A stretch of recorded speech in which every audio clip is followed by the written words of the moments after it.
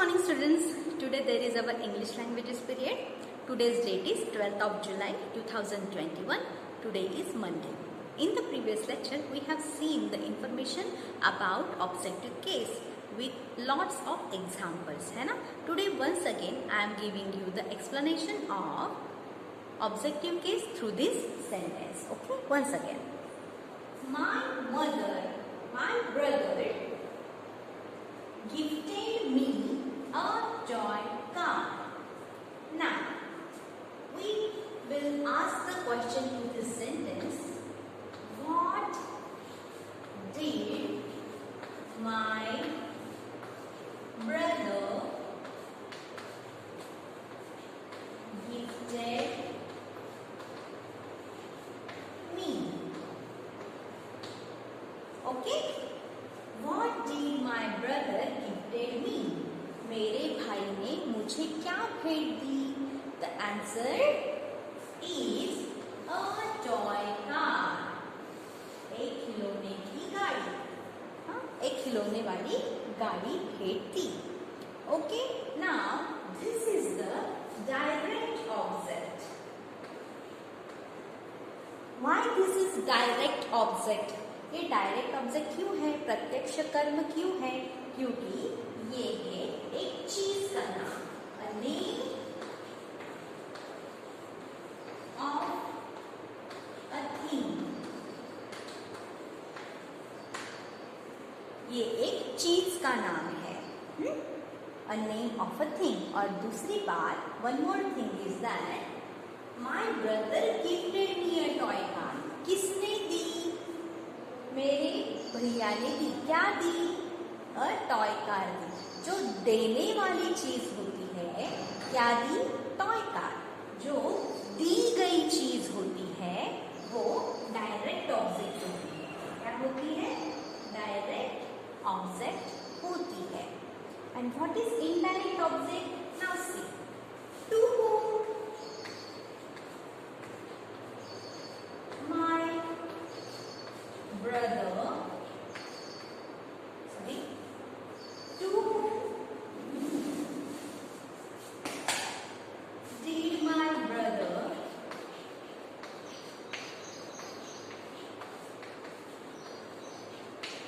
gifted a toy car.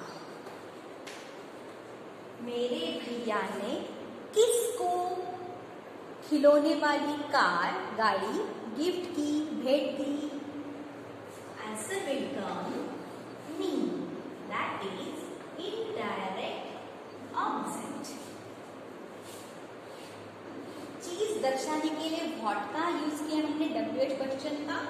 और जिसको दी है ना, उसके लिए whom का प्रयोग किया. समझ में आया? तो to whom did my brother gifted a toy car? Me. Why this is indirect object? It is indirect object because it is related with human being. Me. ये प्रोनाउन हमने किसके लिए यूज किया? मानव के लिए, मुझे, है ना? A toy car क्या है? A name of a thing. And me क्या है? A pronoun which is used for a human being. मतलब डायरेक्ट ऑब्जेक्ट जो होता है वो ह्यूमन बीइंग्स और एनिमल्स के लिए प्रयोग में लाया जाता है. फिर से दोहराती हूँ. Once again I am explaining you, repeating you that for human beings and for animals we use indirect object. Understand? And for a thing we use direct object. Means that is direct object. You understand? This is called the objective case. You understand? एक से ज्यादा कर्म होते हैं लेकिन उसमें एक direct object होता है और एक इनडायरेक्ट ऑब्जेक्ट होता है. Okay? Today we are going to see the new case and that is the possessive case. Okay? I hope you understand the objective case. Once again I have given the explanation of this case.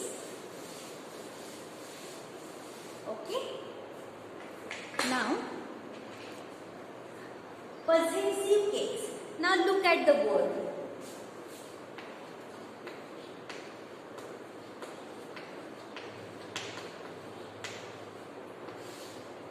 Possession. You may know this word, है ना? Why possession? You know this word because you have studied this possession in the second standard.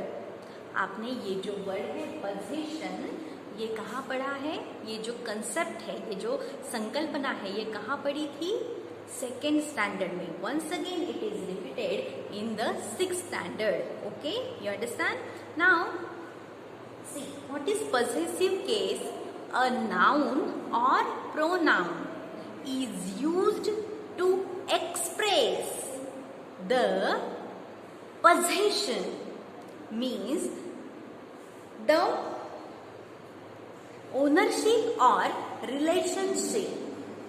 Ownership और relationship. Ownership का मतलब होता है किसी चीज पर अपना अधिकार होना या किसी से अपना संबंध होना.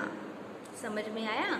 रिलेशनशिप का मतलब होता है किसी से अपना संबंध होना, किसी चीज से या किसी व्यक्ति से. Understand? That is called position. Once again I am repeating that. See now the explanation of the possessive case is given here. See now, listen.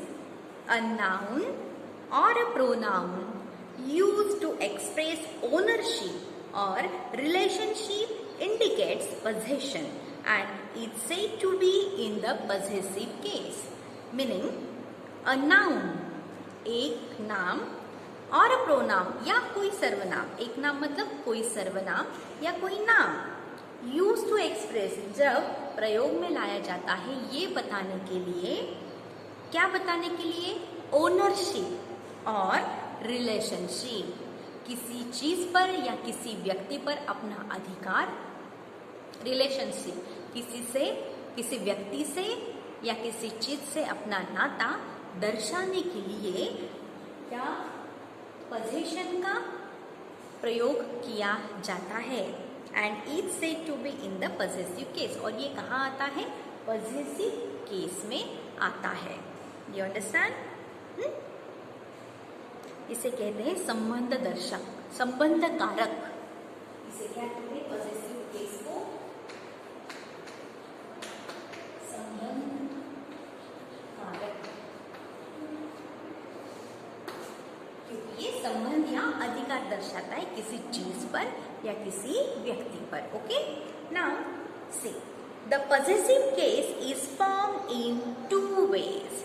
ये जो पॉजेसिव केस होती है, ये जो संबंध कारक होते हैं, ये दो तरीके से दर्शाए जाते हैं. First one is noun plus apostrophe s. Two ways to express the possessive case. First one is noun plus apostrophe s. Apostrophe, yes, you know it very well. Apostrophe s. Now see, this is Gerard's hat. Now the example is given there. What is that? This is Gerard's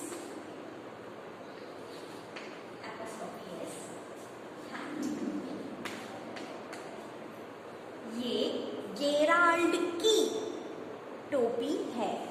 Gerald की, apostrophe S का मतलब होता है की, कोई चीज, है ना? समझ में आया? ना से दिस इज, ये है गेराल्ड्स हैट, गेराल्ड की टोपी. ओके, ना see Gerald. Who is Gerald? This is the name of a boy. This is a name of a boy in a foreign country. I will make it easier. See, this is Ram's hat. Now it is easy for you, है ना? This is Ram's hat. ये राम की टोपी है. Apostrophe S suggests the relation between Ram and his hat. समझ में आया? और this apostrophe s express the ownership of Ram, है ना? अधिकार दिखाता है राम का, मतलब ये टोपी किसकी है? Whose hat is this? This is Ram's hat और this is Geralt's hat. ये टोपी किसकी है? Whose. हमने क्वेश्चन किससे किया? Whose से, है ना? Whose से. Whose hat is this? किसकी है ये hat? This is Ram's hat. This is Geralt's hat. You understand? Now see the second one. The children's toys are on the table. The second example is given there. Example number 2. The children's toys are on the table. बच्चों के, children's, बच्चों के apostrophe s, बच्चों के खिलौने table पर है या टेबल पर रखे हुए हैं. Whose toys are on the table? The children's toys are on the table. किसके खिलौने हैं टेबल पर? Children के खिलौने. Whose toys they are? They are children's toys. Children के, बच्चों के. Now see here. Here is Geralt's hat. Geralt is a name of a boy. This is singular. ये एकवचनी करता है यहाँ पे. Now here children. Child. This is singular noun. And here children. This is plural noun. Here the singular noun is used in the first sentence. In the second sentence, plural noun is used. पहले sentence में एकवचनी नाम का कर्ता दिया हुआ है. दूसरे sentence में अनेकवचनी नाम का कर्ता दिया हुआ है. You understand? हाँ? Children's toys. Child का प्लूरल क्या होता है? Children. बहुत सारे बच्चे. More than one. है ना? समझ में आया? लेकिन ये apostrophe s क्या दिखाता है? The relationship or the ownership of the children. Okay? मतलब वो टॉयज किसके हैं? किसके अधिकार के हैं? किससे संबंधित है? चिल्ड्रन से. You understand? This is called possession in the possessive case. इसे ही possession कहा जाता है possessive case में, संबंध कारक. Okay? समझ में आया? Now in the next page, on the next page, see. Second way is, this is the first way. Noun plus apostrophe s. Okay? Now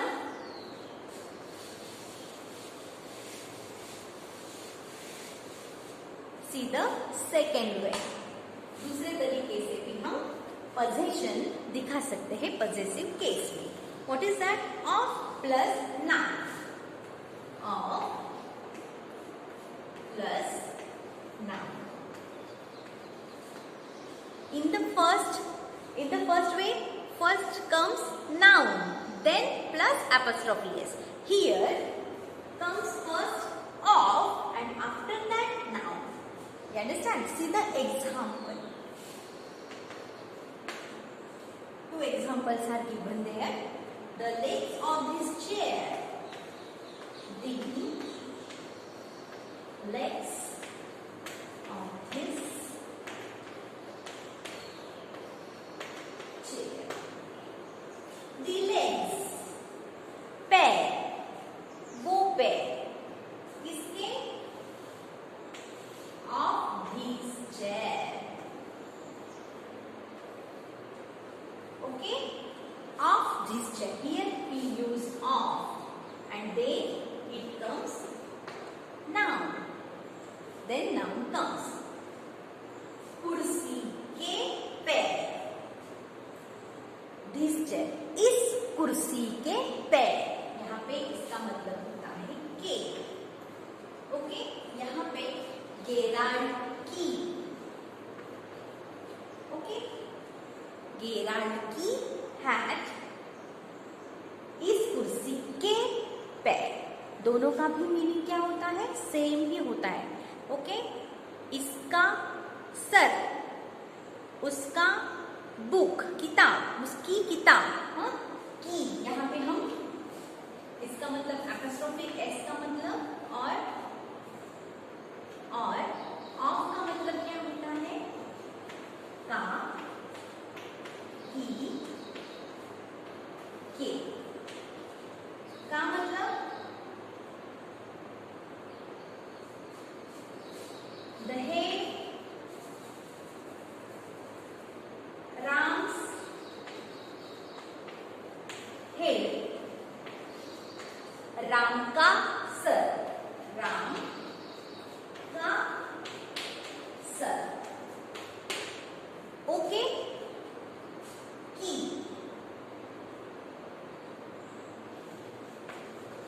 गेराल्ड्स hat,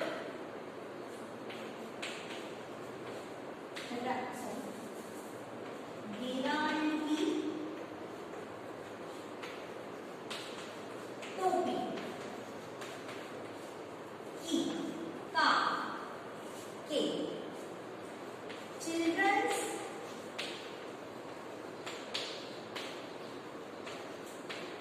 toys, बच्चों के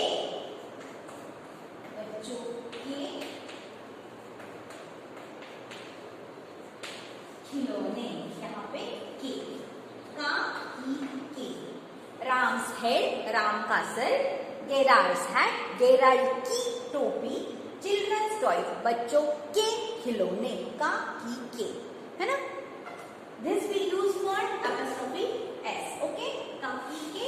and once again see now.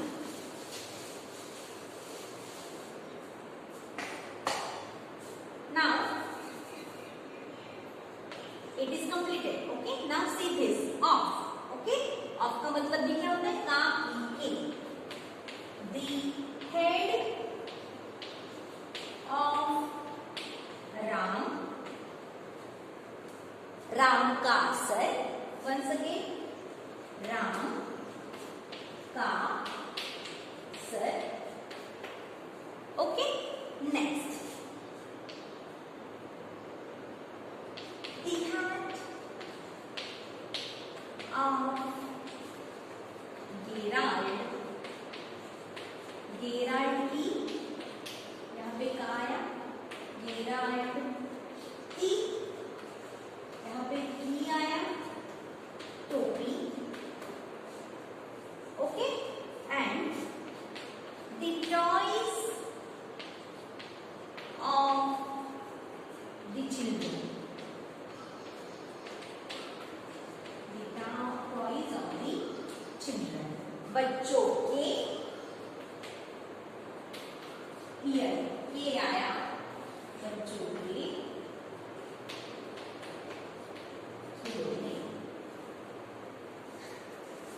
The meaning of apostrophe s and of is same, but the sentence construction is different. Okay, here comes of in the middle and after the noun.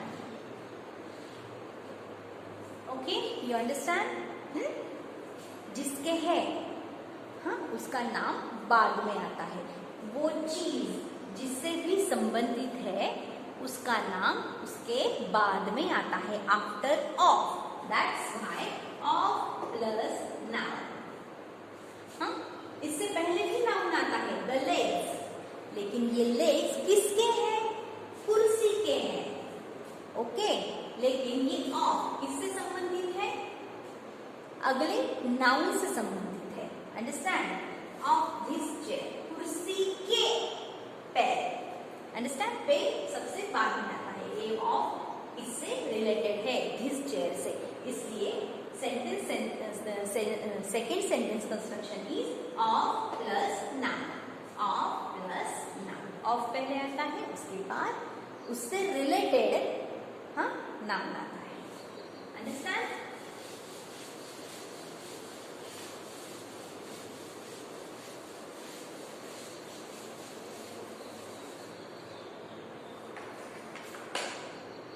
Now the second example is given there. This is the window of the house. Of the house. Okay? This is the window of the house. ये उस घर की खिड़की है। ये उस घर की खिड़की है। किसकी खिड़की है? Of the house. You understand? The window of the house. समझ में आया? जिसकी है, जिससे रिलेटेड है, वो शब्द बाद में आता है। Of the house. घर की, घर के, घर का। ओके, यहाँ पे विंडो है इसलिए घर की खिड़की है। I think you understand the position. What is position? The noun और the pronoun used to express the ownership or relationship indicates possession in the possessive case. Okay? मतलब जो चीज या कोई व्यक्ति, for example Ram's sister, the sister of Ram, दो तरीके से हम ये पॉजेसिव केस लिख सकते हैं। Understand? I hope you understand this two ways to show the position. Okay, now once again these two ways I'll show through this example. Ram's sister. Now the sister, ये sister इधर आया, बीच में of आया, ये राम इधर आया। दोनों का मीनिंग एक ही है। राम की बहन, the sister of Ram, Ram की बहन। You understand? But this two ways we have to construct the sentence. Okay, समझ में आया? हमें सेंटेंस की रचना इन दोनों तरीके से करनी होती है। Understand?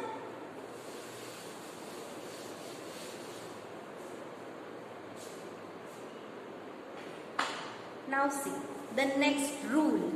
What is the next rule? Noun plus apostrophe s. Next rule, once again, noun plus apostrophe s. Now see the information given in your textbook. Apostrophe s is used with a noun denoting a person's name. ये जो apostrophe s है, ये नाम के नजदीक आता है, नाम के साथ आता है। किस लिए? किसका निर्देश करने के लिए? किसी व्यक्ति का नाम, किसी व्यक्ति के नाम का निर्देश करने के लिए हम एपॉस्ट्रोफी एस का प्रयोग करते हैं। गेराल्ड्स हैट, यहाँ पे फिर से उन्होंने दिया हुआ है गेराल्ड्स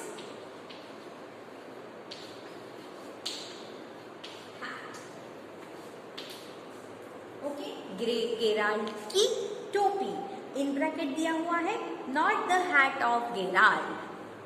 यहाँ पे not the hat off Gerald. यहाँ पे ऐसा सेंटेंस कंस्ट्रक्शन नहीं किया गया है, the hat off Gerald. Okay, directly संबंध दिया गया है, गेराल्ड्स हैट, गेराल्ड की टोपी। समझ में आया? मतलब ये जो रूल है यहाँ पे नाउन प्लस एस, यहाँ पे अगर ऐसा रूल आया तो हमें ऐसा लिखना पड़ेगा, गेराल्ड्स हैट, ऐसे नहीं, the hat off the Gerald, ऐसा नहीं लिखना है इस रूल में। यहाँ पे नाउन प्लस एपोस्ट्रोफी एस आया तो उसके नीचे गेराल्ड्स हैट, राम्स सिस्टर, ऐसे ही आंसर लिखना है। नाउ नेक्स्ट, डिक्स डॉग।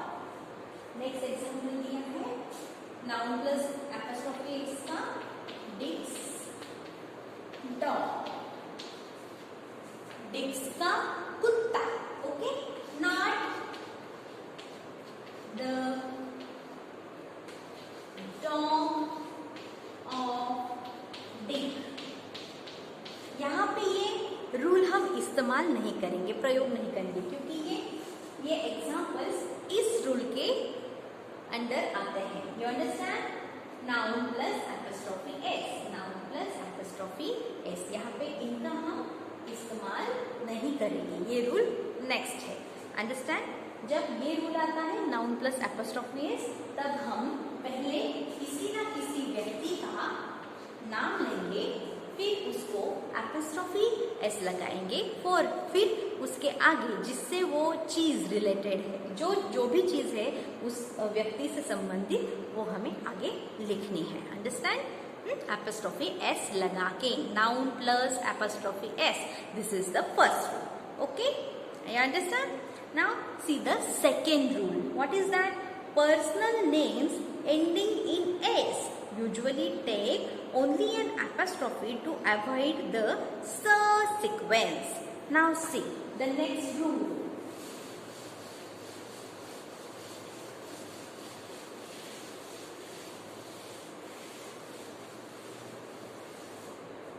पर्सनल नेम्स मतलब व्यक्तिगत जो नाम होते हैं जो एस से एंड होते हैं। एस मतलब देखिए यहाँ पे जीसस, एंड में क्या आया हुआ है? एस, मतलब जीसस ये नाम एस इस अल्फाबेट से एंड हुआ है। आगे मोसेस, ये नाम भी एस से एंड हुआ है। तीसरा है Socrates,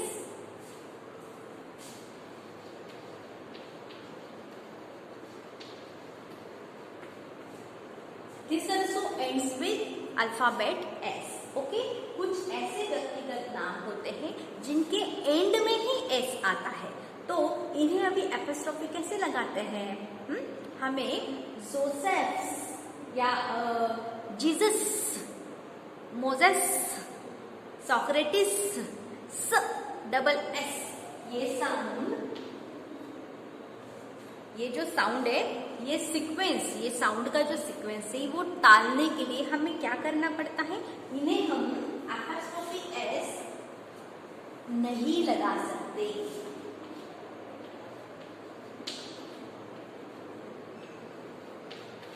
Because we have to avoid the s sound. Jesus, Moses, Socrates, see the sound. ये साउंड जो है डबल एस का, ये साउंड अवॉइड करने के लिए ये सीक्वेंस एस एस, ये जो सीक्वेंस आया है एक के बाद एक, ये अवॉइड करने के लिए हमें जीसस की, मोजेस की, सोक्रेटिस की, ये अर्थ पाने के लिए, ये मीनिंग पाने के लिए क्या करना पड़ता है? हम एपोस्ट्रोफी एस नहीं लगाते, बल्कि क्या करते हैं? See, Jesus, and only give apostrophe, not apostrophe S. Okay, next Moses, only give the apostrophe upon s. Okay, then Socrates, only give apostrophe s. Okay, on the head of this s. Don't put there once again s. फिर से हमें s apostrophe s नहीं लिखना है, सिर्फ क्या देनी है? apostrophe देनी है। ओके, ये समझ में आया? मतलब जो भी व्यक्तिगत नाम जो एस इस अल्फाबेट से समाप्त होता है, उसके आगे अगर हमें ये मीनिंग ध्वनित करना है, जीसस की, मोजेस की, सोक्रेटिस की, तब हम एपोस्ट्रोफी एस नहीं लगाते हैं, बल्कि डबल एस, ये जो सीक्वेंस साउंड है, ये अवॉइड करने के लिए, ये टालने के लिए हम सिर्फ क्या देते हैं, एपोस्ट्रोफी देते हैं। एपोस्ट्रोफी एस नहीं लिखते, अगर लिखा तो वो गलत होगा। अभी इसका ही मीनिंग क्या होता है, Jesus. What is that, Jesus, Jesus की, मोजेस, मोजेस की, सोक्रेटिस, सोक्रेटिस की, इसी पे ही ये अर्थ ध्वनित हो जाता है, इसलिए आगे एस लगाने की, फिर से एस लगाने की जरूरत नहीं होती।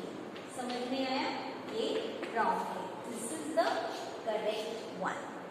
समझ में आया, ये है second rule related to the apostrophe s. Understand? Now see the third one. Okay?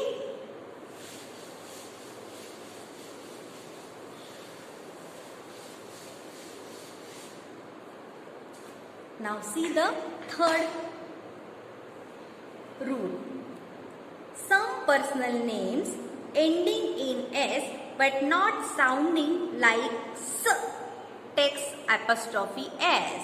मतलब कुछ व्यक्तिगत नाम जो होते हैं जिनके एंड में एस आता है, जैसे जीसस में आया था ना, तो वैसे ही ऐसे आता है किसी व्यक्तिगत नामों में, लेकिन उसका जो प्रोनाउंसिएशन है, उसका जो उच्चार है, वो स ऐसे नहीं होता है। समझ में आया? तो वहां पे हम एपोस्ट्रोफी एस लगा सकते हैं। See the difference now. अभी आपको फर्क देखना है। नाउ सी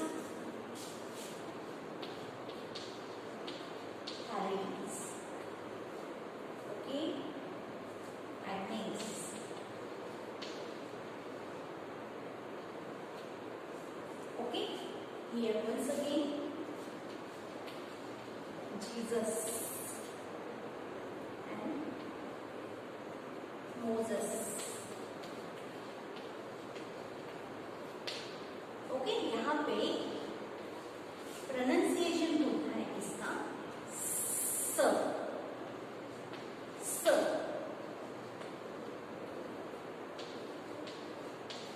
स। ओके, और यहाँ पे इसका देखिए, यहाँ पे भी हैरिस नाम है, एग्नेस नाम है, लेकिन जब हम इसे एपोस्ट्रोफी एस देते हैं तो इसका जो प्रोनाउंसिएशन होता है वो होता है ज। क्या होता है? ज। यहाँ पे होता है स। समझ में है? सीधा प्रोनाउंसिएशन हैरीज। हम यहाँ पे क्या कहते हैं? हैरीज हैट, हैरीज ज,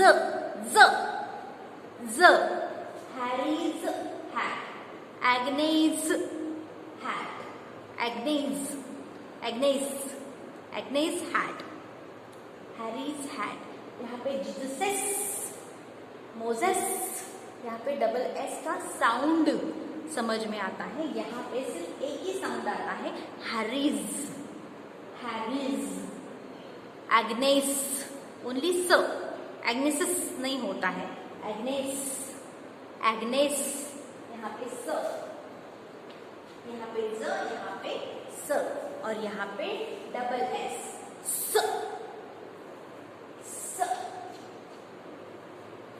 स। See the difference between the pronunciations. समझ में आया?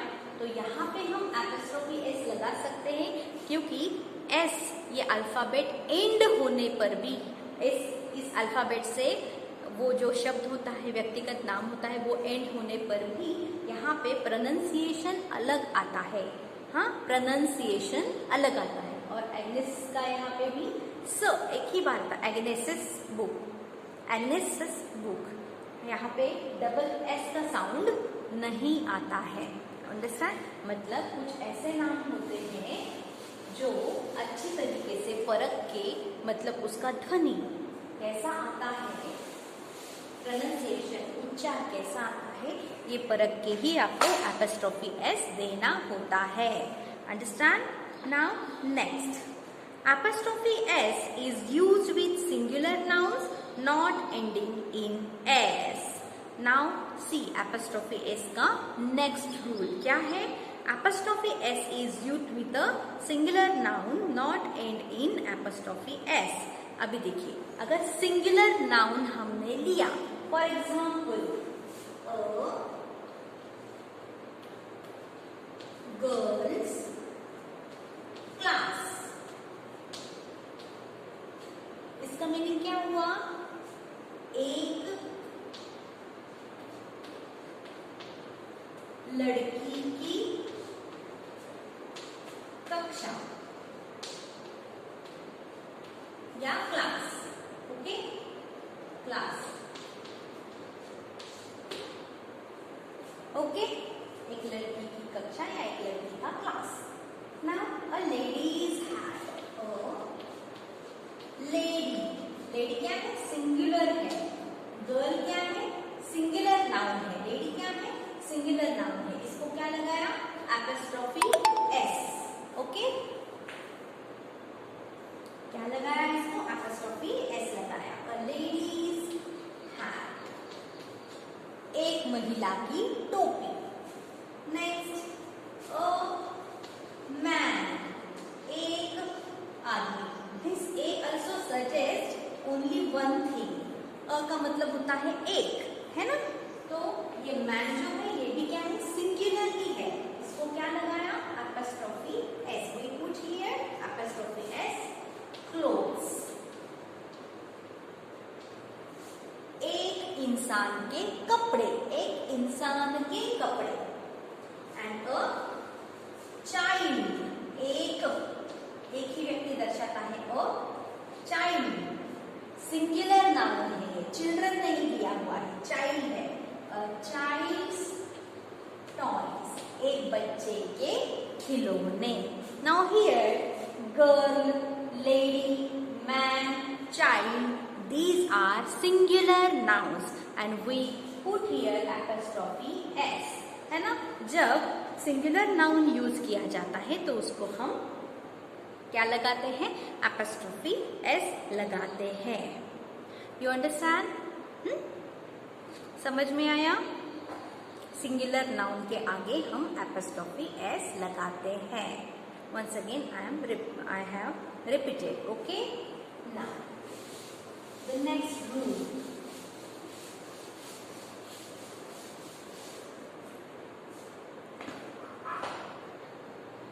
Apostrophe s is used with plural nouns not ending in apostrophe s. Sorry, not ending in s. Apostrophe s is used with plural nouns not ending in s. मतलब हम ऐसे अनेक वचनी या बहुवचनी नामों के आगे भी एपोस्ट्रोफी एस लगाते हैं जिनका बहुवचन एस इस अल्फाबेट से, इस अक्षर से समाप्त नहीं होता है। For example, mains shoes,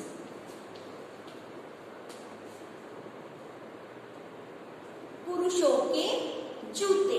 now here पुरुषों के, this men is a plural of the singular noun man. Man का प्लूरल क्या हुआ? मैन। मेन क्या है? मेन इस शब्द के अंत में एन आया है। क्या आया है? एन आया है। मतलब जो प्लूरल वर्ड्स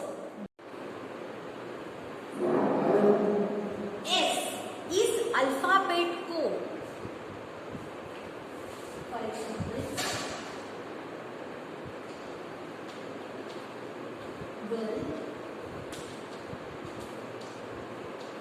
गर्ल्स, इस प्लूरल के अंत में क्या आया हुआ है? एस आया है। ये वर्ड कौन सा है? प्लूरल प्रोनाउन है। क्या है?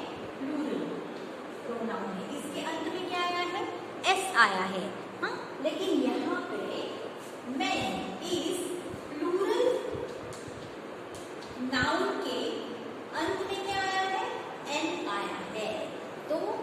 जहाँ पे जिसके प्लूरल वर्ड के अंत में एस नहीं आता वहाँ पे हम एपॉस्ट्रोफी एस लगा सकते हैं। जिस शब्द के प्लूरल के अंत में एस, ये वाला, यहाँ पे जैसे गर्ल्स के एंड में एस आया है कि नहीं, वैसे यहाँ पे आया है क्या? नो, यहाँ पे एन आया हुआ है ना। तो इसके अंत में एन आने की वजह से हमने यहाँ पे क्या दिया? एपॉस्ट्रोफी एस दिया। This is a plural noun. Man, men, men's shoes, but here girl, girls, ये क्या है? प्लूरल नाउन है। तो यहाँ पे हम क्या कर सकते हैं?